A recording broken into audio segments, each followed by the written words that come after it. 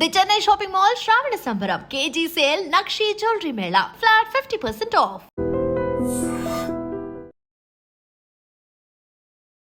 మిమ్మల్ని బంటి అని పిలిచేయచ్చా? దాదాపు ఇప్పుడు అందరూ బంటి అంకుల్ బంటి అన్న పిలుస్తున్నారు. అమ్మో, అంకుల్ కూడా అయిపోయారా? ఇప్పుడు బర్గర్తో వచ్చారా లేకపోతే పిజ్జాతో వచ్చారా? అన్నీ నా పొట్టలోనే ఉన్నాయండి. కంటెంట్ క్రియేటర్గా అంటే కాన్సెప్ట్స్ రాసుకోవడం అనేది అంత ఈజీ కాదండి. నేను ప్రతి వారం ఎపిసోడ్ ఏం చేయాలని మా డైరెక్టర్కి నాకు దగ్గరగా ఒక 4 to 5 hours డిస్కషన్ ఉంటుంది. మనం కంటెంట్ చేసేది ప్యూర్లీ ఫ్రెష్ కంటెంట్ లా చేసి రిలీజ్ చేసిన తర్వాత ఆడియన్స్ ఖచ్చితంగా కంటెంట్ బాగుంటే ఖచ్చితంగా కనెక్ట్ అవుతారు. యాజ్ ఒక ఎడిటర్గా వచ్చిన వ్యక్తి ఈ రోజు ఒక ఛానల్, ఒక సామ్రాజ్యాన్ని సృష్టించేశారు కదా. అది ఉంది అని నేను అక్కడికి ఆగిపోతే గనక నా లైఫ్ అక్కడికి ఆగిపోద్ది. బాడీ షేమింగ్ అలాంటిది అంటే ఒక ఫీమేల్కి ఎక్కువగా మనం చూస్తూ ఉంటాం. యాజ్ ఏ బాయ్గా మీకు కూడా అలాంటి షేమింగ్ కానీ లేకపోతే కలర్ గురించి కానీ ఈ రోజున నేను సినిమాల్లో చేయడానికి కానీ, నాకు బంసిక్ బంటి ఛానల్ ఇవ్వడానికి కానీ, మిగతా ప్లాట్ఫామ్స్ ఉండడానికి కానీ కేవలం కారణం నా బాడీ, నా కలరే. ఏంట్రా ఈ కమెంట్ ఏంట్రా అని చూసి నవ్వుకునేది ఏంటి?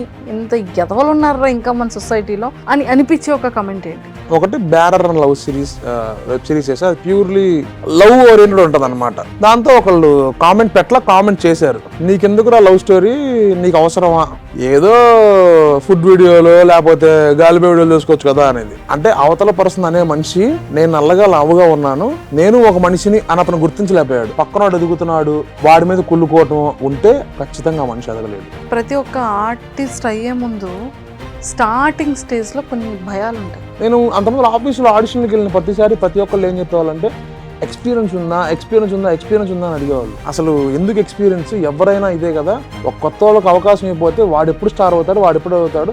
Once upon a time Chiranjeevi గారు కొత్త వాళ్ళే, ఎన్టీఆర్ గారు కొత్త వాళ్ళే. ఫన్ బకెట్ అనగానే అందరికీ ఫస్ట్ గుర్తొచ్చే పేరు భార్గవ్ది. వాడు మాతో ఫన్ బకెట్ చేసినంతకాలం బాగా చేశాడు. వాడిది ఎప్పుడైతే కేసు అయిందో ఆ కేసు ఒక చాలా రోజుల ముందు నుంచే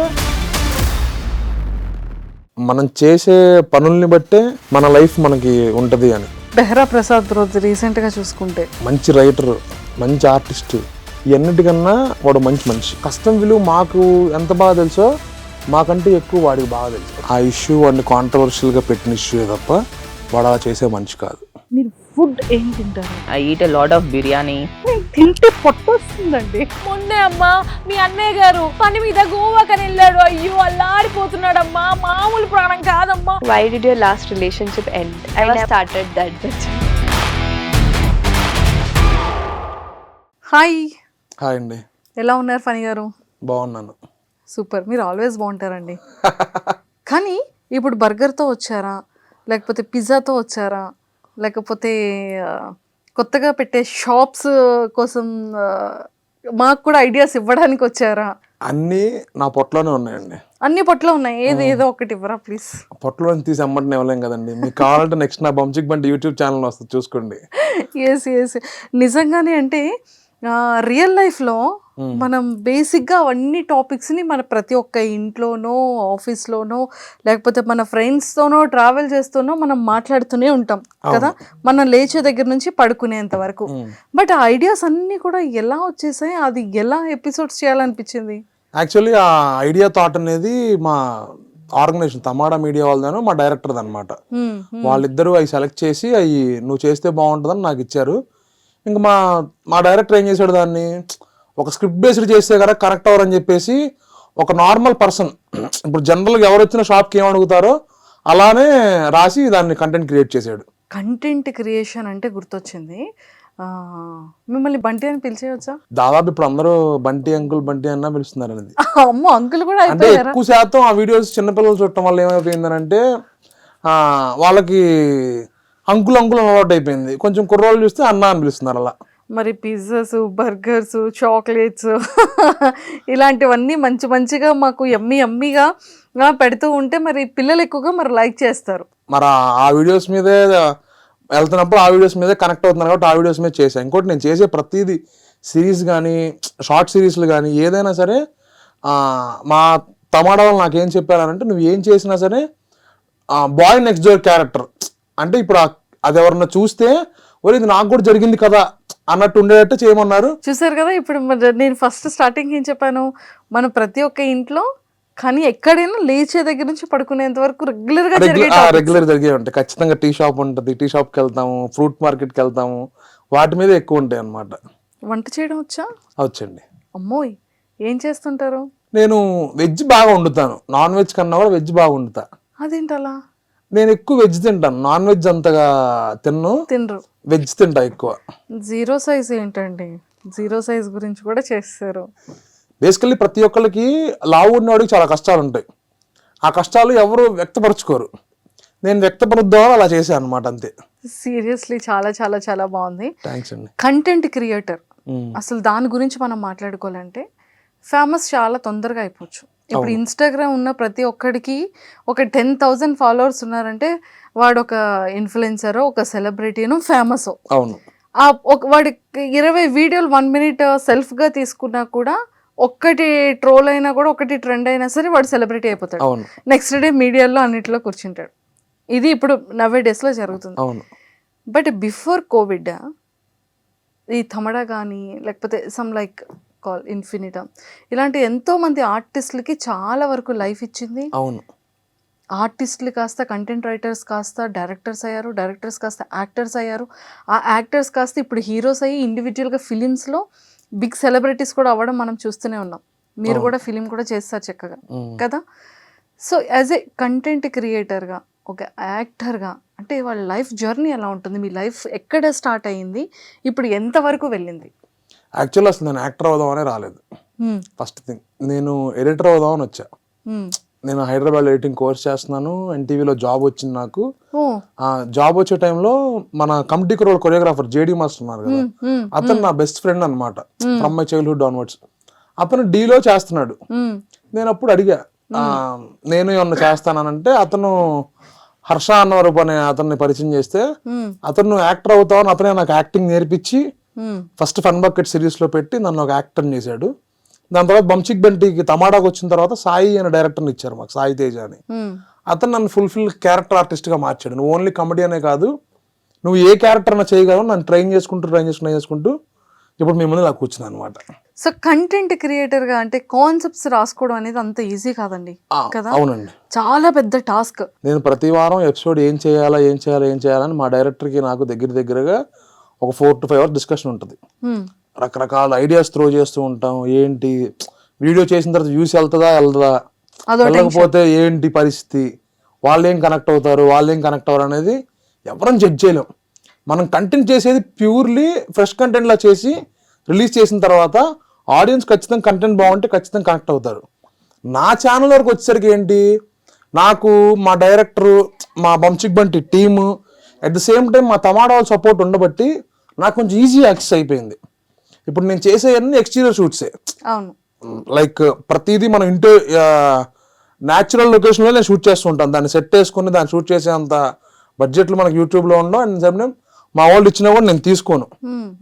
అందుకని నాకు మా టీము, మా డైరెక్టరు, మా ఆర్గనైజేషన్ సపోర్ట్ ఎక్కువ ఉంది. అందుకని నాకు కొంచెం మూవీస్కి కూడా రిలాక్సేషన్ దొరికింది. అది ఇప్పుడు నాకు బేసికలీ చాలా ఆర్గనైజేషన్స్ తీసుకుంటే నువ్వు ఖచ్చితంగా ఇన్ని వీడియోస్ ఇవ్వాలి, ఇలానే ఉండాలి, నువ్వు ఈ రూల్స్ పాటించాలని అంటారు. మా తమాడా నుంచి నాకు మా సిఇఓస్ కానీ మా హెడ్స్ నుంచి నాకు వచ్చింది ఏంటి, నువ్వు ఎలా అన్నా చెయ్యి, నీకు అనుకూలంగా అవైలబిలిటీ ఉన్నప్పుడు కంటెంట్ చెయ్యి అని చెప్పి నాకు ఆ ఫ్రీ ఇచ్చారు. కాబట్టి ఇప్పుడు నేను ఈ మూవీస్ చేయగలుగుతున్నాను, at the same time YouTube handle చేయగలుగుతున్నాను.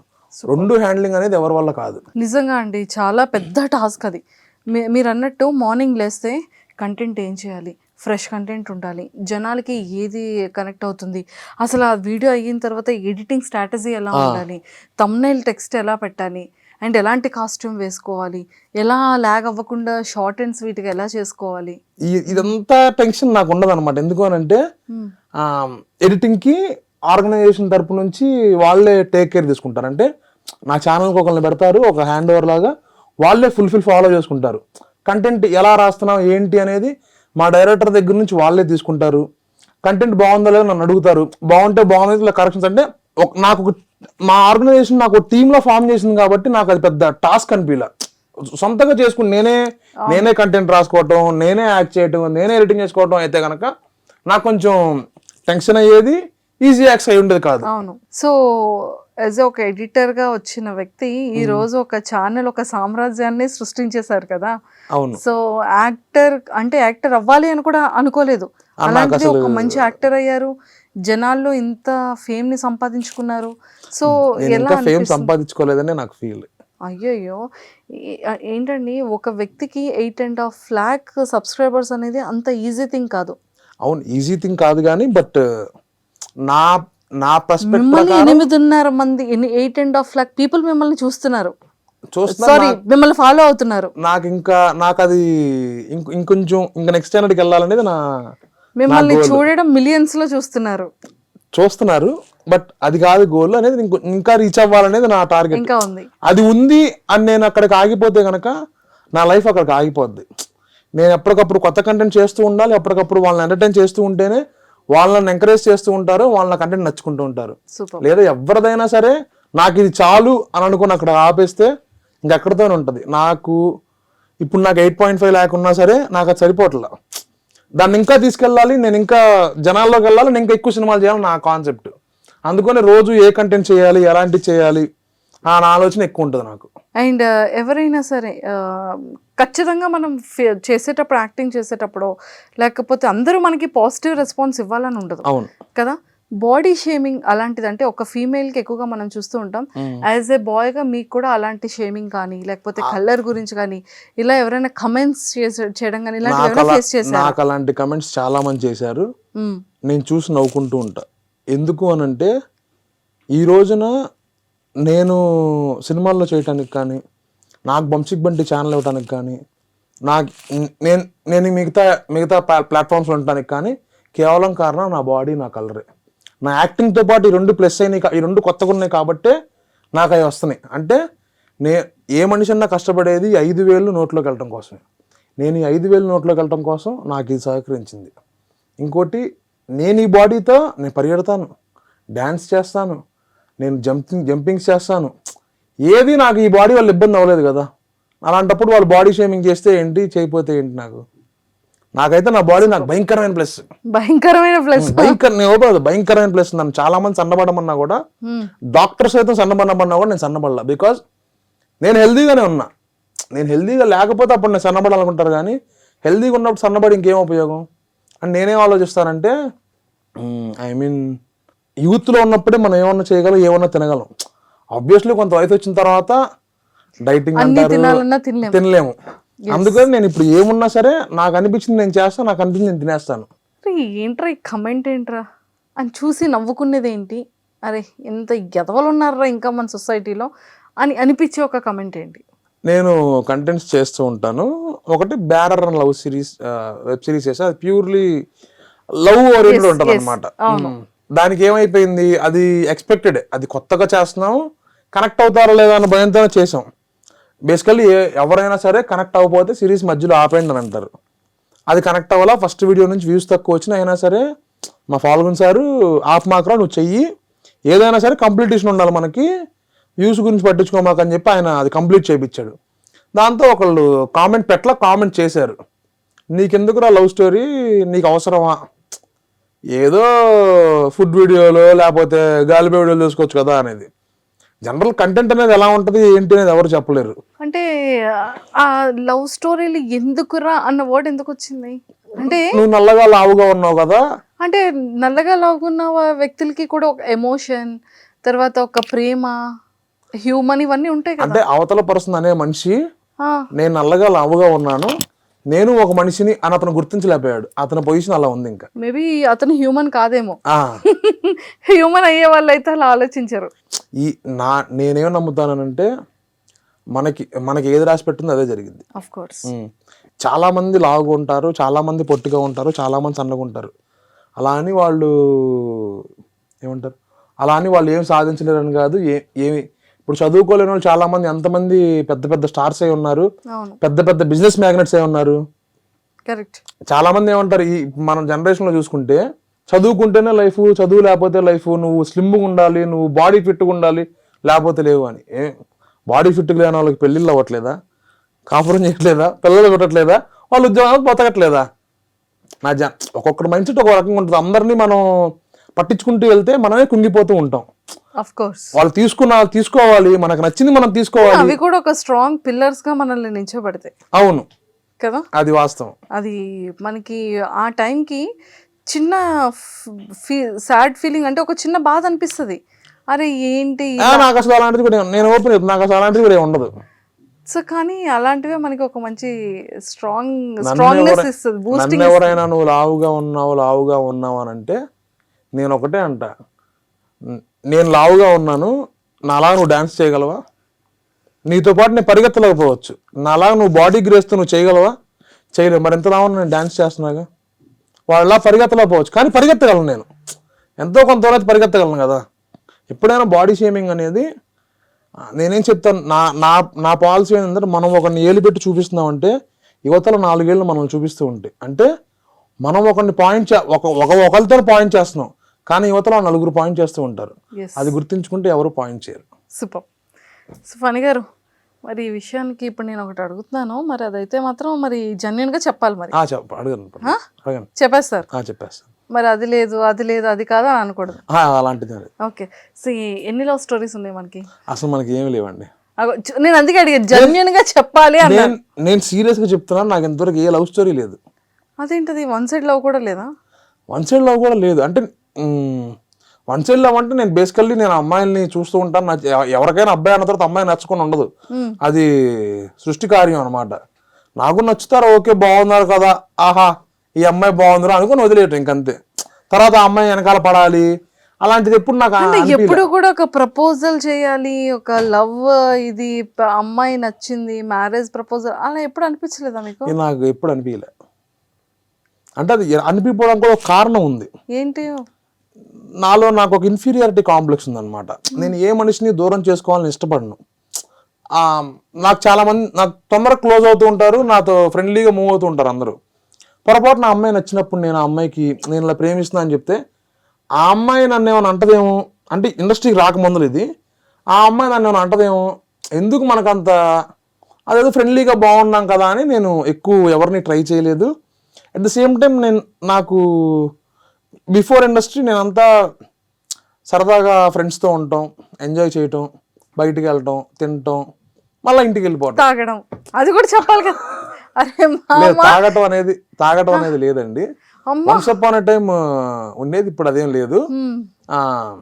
ఎక్కువ శాతం మూవీస్కి వెళ్ళటం, సరదాగా ఒక ప్లేస్లో కూర్చొని నాకు ఈ రోజుకైనా సరే ఒక 10 మంది జనాలు ఉంటే అక్కడ కూర్చొని మాట్లాడటం, ఒక డిస్కషన్లో ఉండటం నాకు చాలా ఇష్టం అనమాట.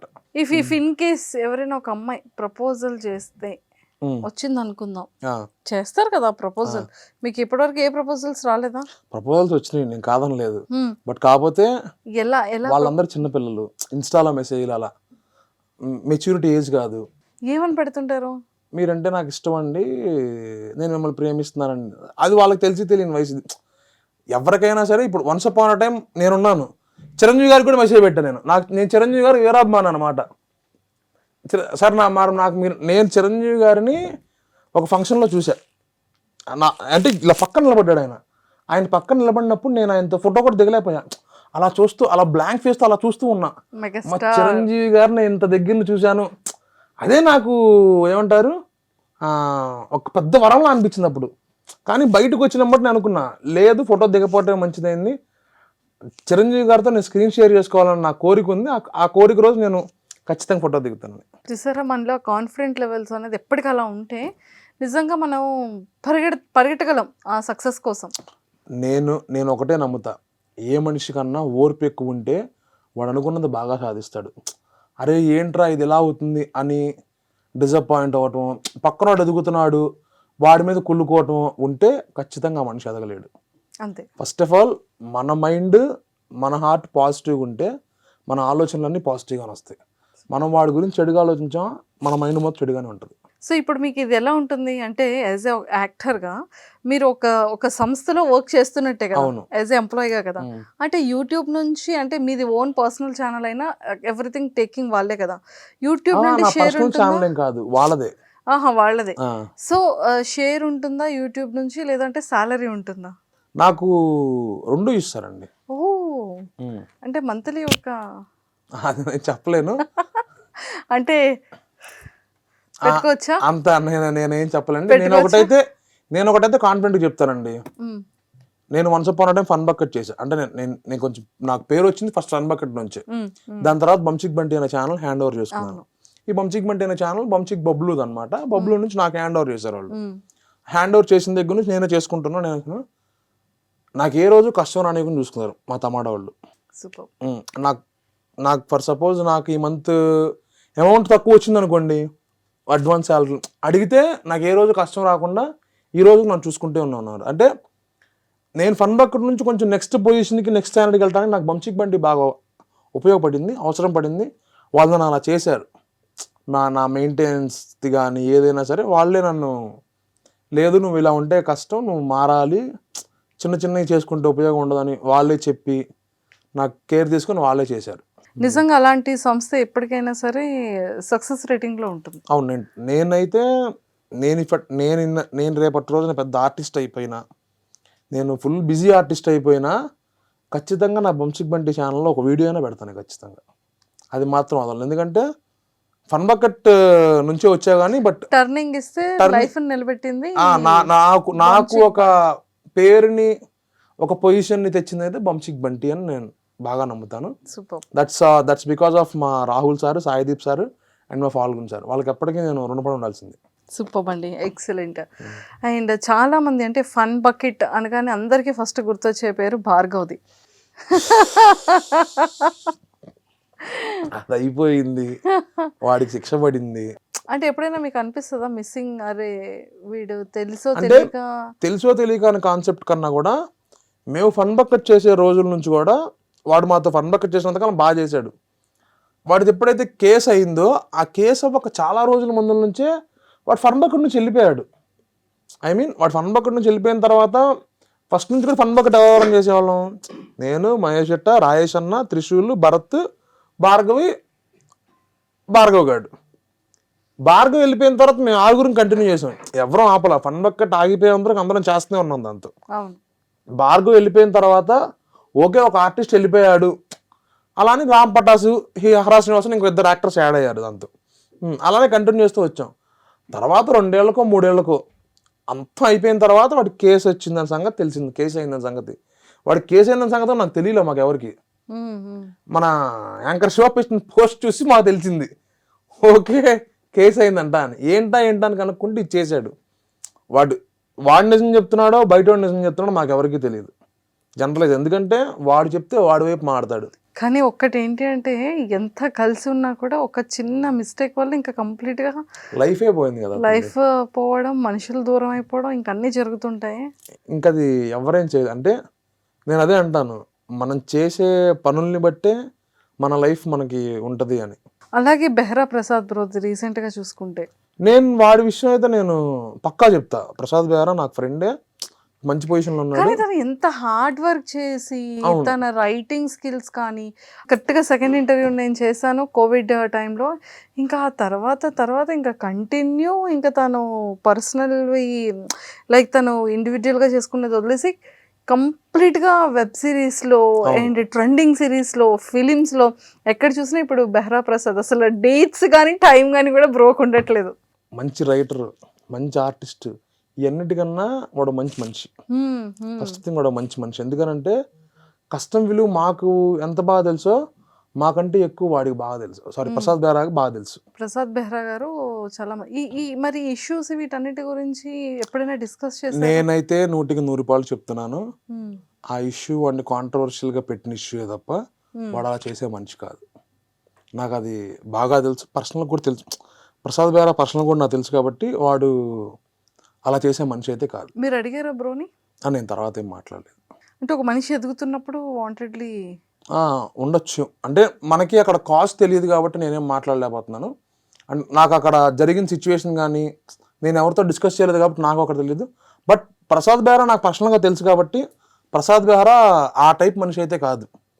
వాడు షూటింగ్లో, ప్రసాద్ బెహ్రా షూటింగ్లో చేయకపోతే యాక్టర్ని ఫాస్ట్గా చేయి అని దురుసుగా చెప్తాడేమో కానీ మరి అమ్మాయిని ఏడిపించే అంత బిహేవియర్ అయితే ప్రసాద్ బెహ్రాకి లేదు.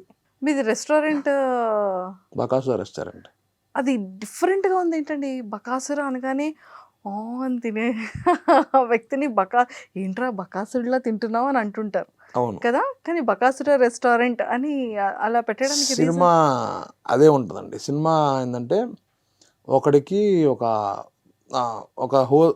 హారర్ కామెడీలా ఉంటుంది అనమాట. ఇది జానర్. ఒకడికి దయ్యం పట్టిద్ది. ఆ దయ్యం కోరిక ఏంటనేదే ఓవరాల్ కాన్సెప్ట్. ఆ దయ్యం ఎలా వదిలిచ్చారనేది ఓవరాల్ కాన్సెప్ట్.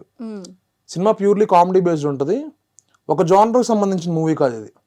ఇది డిఫరెంట్ జానర్స్ అనమాట. ఇంకా మేము క్లారిటీగా చెప్పాలి అని అంటే, ఒక బంతి భోజనంకి వెళ్తే కడుపు నుండి ఎలా బయటకు వస్తాం మనం, అవును, అలా బకాసుర రెస్టారెంట్ థియేటర్లోకి వెళ్తే అంత కడుపు నింపుకొని బయటకు వస్తాం. సో ఫిలిం అంటే లైక్ డైరెక్షన్ కానివ్వచ్చు, లేకపోతే కంప్లీట్గా ఎలా వచ్చింది అంటే మీ వరకు, అంటే మూవీ చాలా వరకు మనం నవేడేస్లో చూస్తున్నాము, మంచి కాన్సెప్ట్ ఉంటుంది, మంచి డైరెక్టర్ ఉంటారు, మంచి సాంగ్స్ ఉంటాయి, కానీ థియేటర్స్లో ఫిలిం ఉండదు. ప్రమోషన్ దగ్గరికి వచ్చేసేటప్పటికి స్టాప్ అయిపోతుంది. మా సినిమా ప్రకారం ప్రొడ్యూసర్స్ చాలా మంచివాళ్ళు. అంటే ఆ డైరెక్టర్లు అన్నయ్య ప్రొడ్యూసర్స్ అనమాట. జనార్దన్ అని, జెనియన్ అని. వాళ్ళు ప్రమోషన్ అప్పుడు కాదు కదా, షూటింగ్ అప్పుడు కాదు కదా, ఎక్కడా కాంప్రమైజ్ అవ్వకుండా షూట్ చేశారు. ఎవ్వరికి ఇబ్బంది పెట్టలేదు, ఎవరితో ఇబ్బంది పడలేదు కూడా వాళ్ళు. అలా వాళ్ళు షూట్ చేశారు. ఒకవేళ మా వల్ల వాళ్ళు ఇబ్బంది పడున్నా మా దగ్గర ఎప్పుడు వ్యక్తపరచలా. హ్యాపీ ఫీల్తోనే హ్యాపీగా నేను చేసిన సినిమా. ప్రమోషన్స్ హ్యాపీగానే చేస్తున్నాము. ఇప్పుడు ఆగస్ట్ 8th రిలీజ్ అవ్వబోతుంది. అది ప్రమోషన్ చాలా గ్రాండ్గా జరుగుతున్నాయి. ప్రీ రిలీజ్ ఈవెంట్ ఉంటుంది. మీరు ట్రైలర్ చూసుంటే కనుక ఎంత ఫన్నీగా ఉంటుందో, అవును, ట్రైలర్ 2 చూస్తే కూడా ఆ వర్షన్లోనే ఉంటుంది.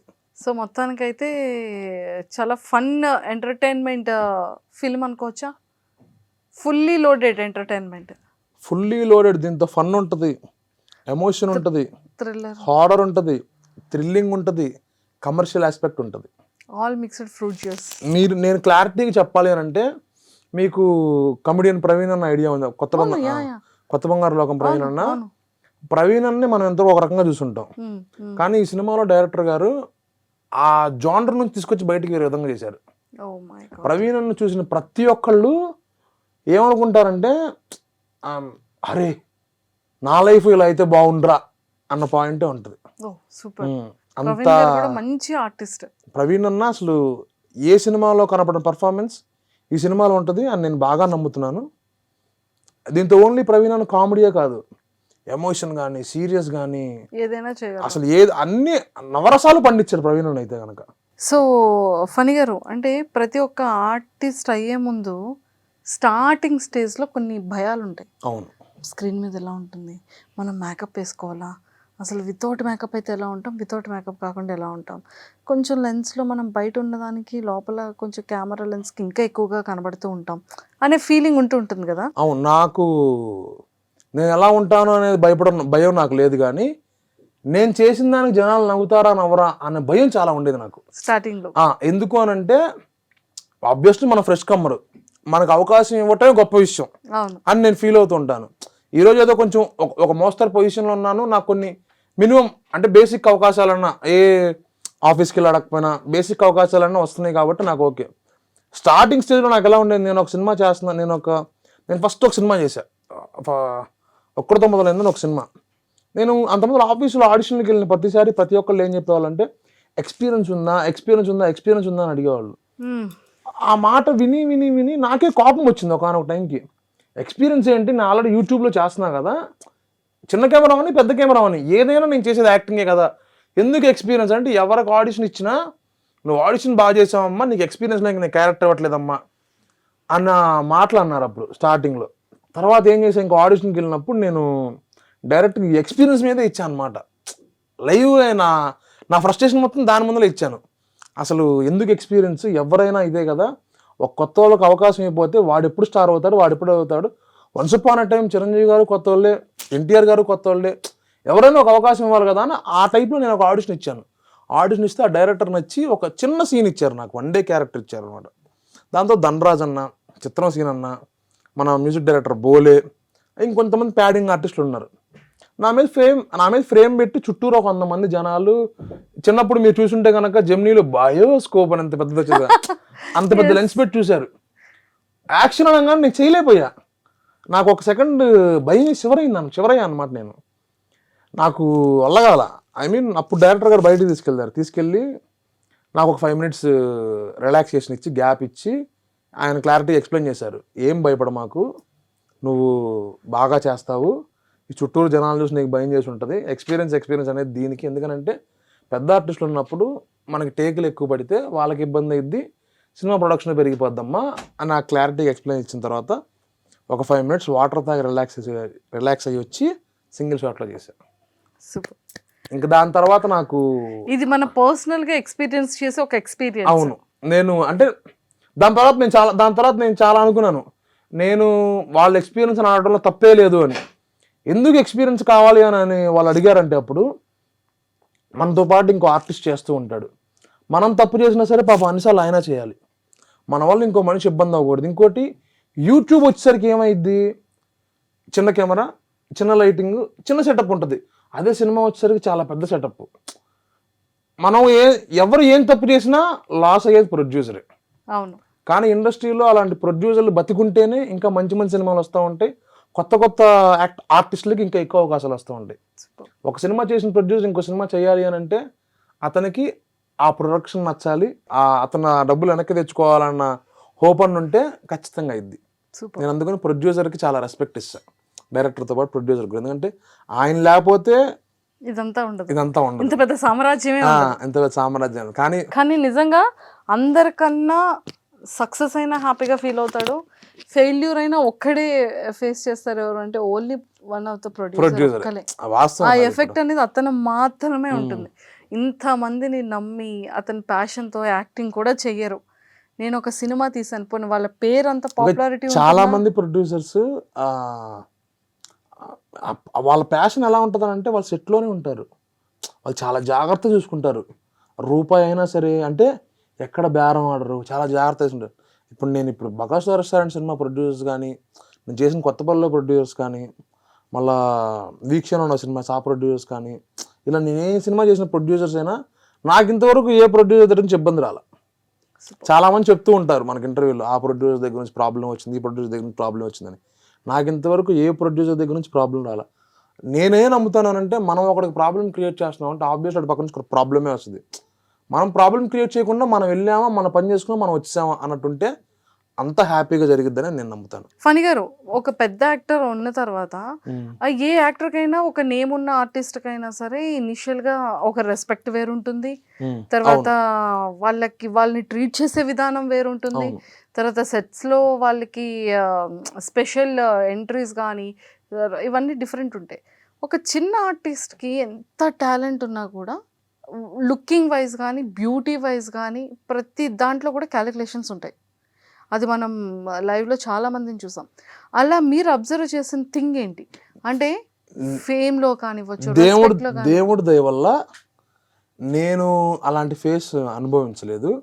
అట్ ద సేమ్ టైం నేను చేసింది, నేను సినిమాలు చేస్తున్నా, నేను యూట్యూబ్ చేస్తున్నా, ఎవరైనా సరే నా కాంబినేషన్ చేసిన ఆర్టిస్టులు ఎవరైనా సరే నేను కొత్త అని ఆర్టిస్ట్ అని ఎప్పుడు చూడాల. నేను ఒక ఆర్టిస్టే, కానీ ఇది చాలా మందికి ఒక మూటకం అనమాట, ఒక ఏమంటారు మూఢనమ్మకం, సంథింగ్, ఏదో బ్యాడ్ పోర్ట్రే వద్దంటారు కదా. పెద్ద ఆర్టిస్టులు ఉన్నప్పుడు చిన్న ఆర్టిస్ట్ని తక్కువ చూస్తారు అని. ఎవరైనా సరే వాళ్ళని ఆర్టిస్టులనే ట్రీట్ చేస్తారు. నాకు స్టార్టింగ్ చాలామంది చెప్తే నేను అదే ఫీల్ అయ్యాను. నేను ఒకసారి చేసిన తర్వాత కొత్త వాళ్ళకైనా ఒక ఓవర్ కాన్ఫిడెన్స్ ఉంటుంది, ఏమని నేను చేసేస్తానని. కానీ సీనియర్ ఆర్టిస్టులు ప్రతి ఒక్కళ్ళు 1-3 సార్లు మానిటర్ చేస్తారు. సూపర్. 1-3 సార్లు నేనే షాక్ అయ్యా ఒక సందర్భంలో, ఏంటి ఇన్నిసార్లు మానిటర్ చేపిస్తున్నారు ఈయన అని. నేను అడిగాను కూడా, ఆయన పేరు చెప్పండి, నేను ఎందుకు సార్ ఇన్నిసార్లు మానిటర్ అంటే, నానా మనం కెమెరా వెనకమాల ఎంత ప్రాక్టీస్ చేసి కెమెరా ముందరికి వెళ్ళాం అనుకో, కెమెరా దగ్గర అంత పర్ఫెక్షన్గా వస్తుంది, డైరెక్టర్ హ్యాపీ ఫీల్ అవుతాడు. ఫాస్ట్గా అయిపోయింది అనుకో, ఇంకో సీన్ యాడ్ చేసుకుంటారు, ప్రొడ్యూసర్ హ్యాపీ ఫీల్ అవుతాడు. నేను సినిమా ఇండస్ట్రీలో నా సీనియర్స్ నుంచి నేర్చుకున్నవి టిప్స్ చాలా ఉన్నాయి. అంటే నా సీనియర్స్ నాకు చాలా చెప్పారు. చాలామంది ఏమంటారు, ఎవరు ఏం మాట్లాడరు ఏమంటారు, కానీ సీనియర్ యాక్టర్స్ అందరూ కొత్త వాళ్ళకి టిప్స్ ఇస్తూనే ఉంటారు, వాళ్ళకి సపోర్ట్ చేస్తూనే ఉంటారు. అవకాశం రావటం ముఖ్యం. అవకాశం వస్తే వాళ్ళ కాంబినేషన్లో చేస్తున్నామంటే ఖచ్చితంగా వాళ్ళని వీళ్ళే బాగా చూసుకుంటారు, వీళ్ళే టిప్స్ ఇస్తారు అనమాట. నాన్న ఇది ఇలా చేయి, నాన్న బాగుంటుంది, నాన్న ఇది ఇలా చేయను. ఎవరిని అరే ఒరే అని కూడా పిలవరు. వంశిక్ బంటి ఛానల్ త్రూ మీకు ఫిలిమ్స్లో వచ్చే ఆపర్చునిటీస్ ఏంటి? నాకు చాలా వస్తున్నాయండి. ఇప్పుడు లిటరలీ బకాసుర రెస్టారెంట్ సినిమా అయితే కనుక కేవలం వంశిక్ బంటిలో ఒక షార్ట్ చూసి నన్ను ఫిక్స్ చేసిన క్యారెక్టర్. చూసారా, చాలామంది అనుకుంటారు సీరియల్లో చేసిన, యూట్యూబ్లో చేసిన, ఇన్ఫ్లుయెన్సర్గా ఉన్న వాళ్ళకి ఫిలిమ్స్లో 70mm స్క్రీన్ పైన కనబడడానికి ఒక యాజ్ ఎ యాక్టర్గా ఛాన్సెస్ ఇవ్వాలి. అలా నేను ఒకటే చెప్తానండి, once upon a time actor అవ్వాలంటే ఇన్ని మీడియంస్ లేవు. ఇప్పుడు సోషల్ మీడియా కానీ ప్లాట్ఫామ్స్ లేవు. ఎక్కడ పర్ఫామ్ చేయాలి, ఎక్కడ చూపించుకోవాలనేది. ఆఫీస్కి వెళ్ళామా, ఆడిషన్ ఇచ్చామా, వాళ్ళు పిలిచే మనం ఆ క్యారెక్టర్ వచ్చిందా అని. తర్వాత యూట్యూబ్ వచ్చింది, తర్వాత ఫేస్బుక్ వచ్చింది, తర్వాత ఇన్స్టా వచ్చింది, ఇప్పుడు స్నాప్చాట్ వచ్చింది. ఏ ప్లాట్ఫామ్ అయినా మన పర్ఫార్మెన్స్ చూపించుకోవడానికి ఉపయోగించుకుంటే ఖచ్చితంగా సినిమా అవకాశాలు వస్తాయి. ఆ పర్ఫార్మెన్స్ కాకుండా మనం డబ్బులు సంపాదించుకోవచ్చు దీంతో అని అనుకుంటే వాళ్ళకి ఆఫర్స్ తగ్గుతాయి, ఓన్లీ డబ్బులే వస్తాయి. ఒక యాక్టర్ అవ్వాలనుకున్నవాడికి ఇప్పుడు ఇన్స్టాగ్రామ్లో తీసుకున్నా సరే, మీరు చాలామంది యాక్టర్స్ ఇన్స్టాగ్రామ్ని వాడుతున్నారు.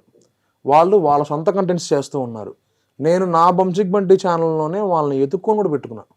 దేనికి? ఎవరో ఒకళ్ళు ఎక్కడో చోట అవకాశం ఇస్తారు. దానికైనా సరే ఓపిక ఉండాలి మనకి. ఏదైనా పేషెన్స్ చాలా ఇంపార్టెంట్ అంట. సూపర్. సినిమా ఇండస్ట్రీ అనే కాదు, అది ఏ కేటగిరీలో అయినా, ఏ ఇండస్ట్రీ అయినా, ఏ ప్రొఫెషన్ అయినా పేషెన్స్. మనం సాఫ్ట్వేర్ జాబ్ తీసుకున్నా సరే హెచ్ఆర్లు ఖచ్చితంగా తిడుతూ ఉంటారు. వాళ్ళు దేని తిడతారు, వాళ్ళ స్ట్రెస్ అలా ఉంటుంది. వాడే తిట్టాడు, అదే మీ కేటగిరీ తీసుకున్నా సరే ఎందుకు ఇలా యాంకరింగ్ చేస్తున్నారు, మీరు ఇంకొంచెం ఎనర్జీగా చేయొచ్చుగా ఉంటుంది. మీ ప్రాబ్లం మీకుంటుంది. అవతల పర్సన్ ఆన్సర్ కరెక్ట్ చెప్తే మీరు బాగా చెప్తారు. అవతల పర్సన్ ఆన్సర్ కరెక్ట్ చెప్పారు అనుకోండి, మీరు మాత్రం ఏం ఎంగేజింగ్ గా చేస్తారు. ఇవన్నీ ఉంటూ ఉంటాయి. సూపర్. అండ్ ఫైనల్ గా పేరెంట్స్ ఏంటి? నా పేరెంట్స్ ఏం చేస్తుంటారు? మా నాన్నగారు కరెంటు పని అండి. మా గుంటూరులో ఒక మండపం ఉంది, ఆ మండపంలో కరెంటు వర్క్. మా అమ్మ హౌస్ వైఫ్, మా తమ్ముడు టీచర్గా జాబ్ చేస్తున్నాడు. సో మీ ఫస్ట్ పేమెంట్ మీరు 250 రూపీస్.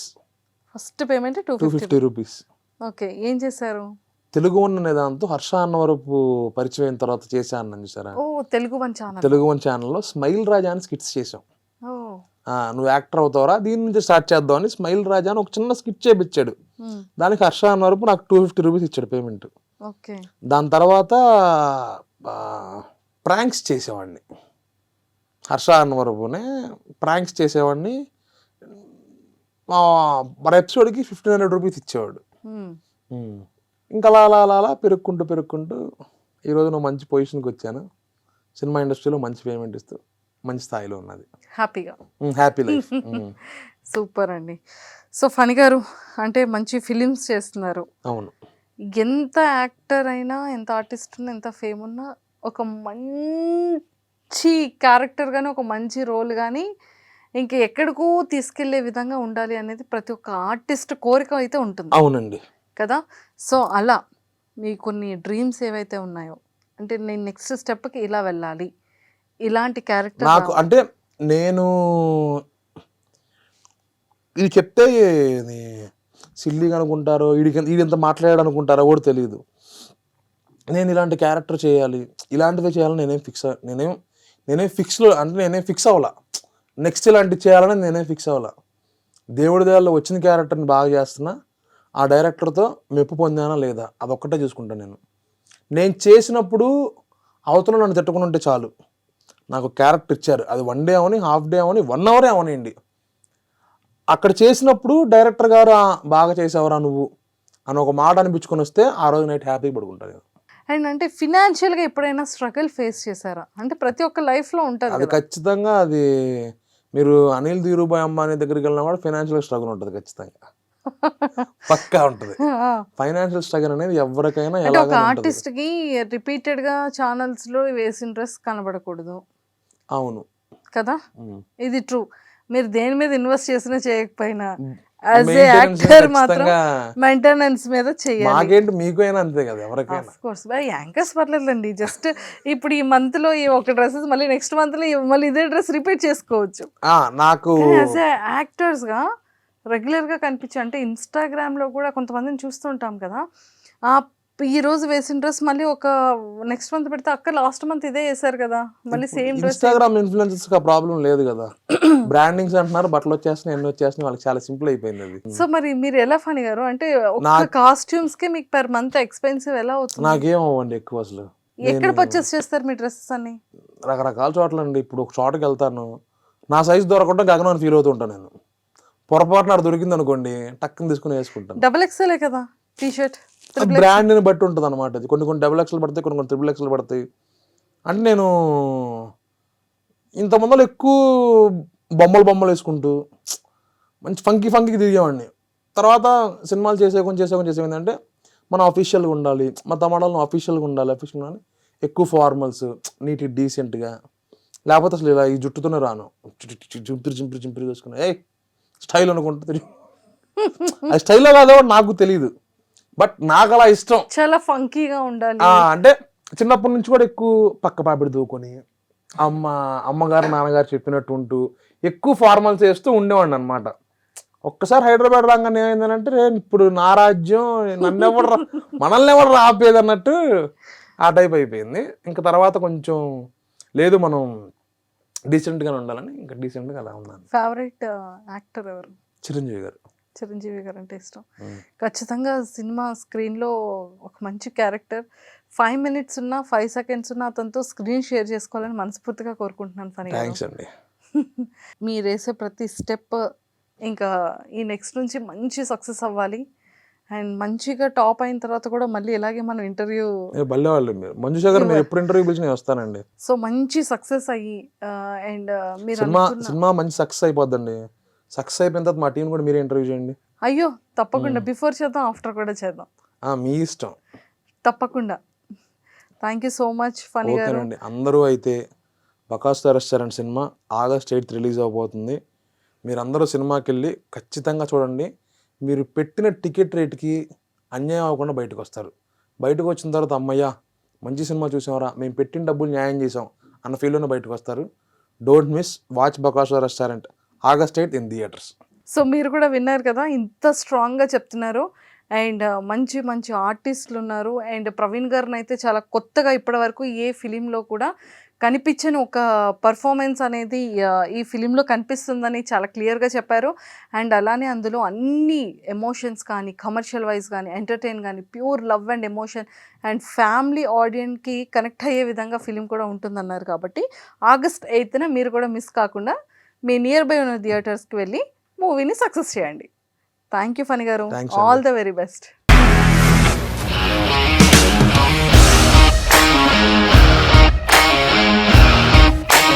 ఇండస్ట్రీలో కమిట్మెంట్ ఇష్యూస్ వస్తే నీకు కూడా వచ్చినట్టు మార్నింగ్ తీసుకెళ్ళాలంటే కొట్టి పడేసాడు.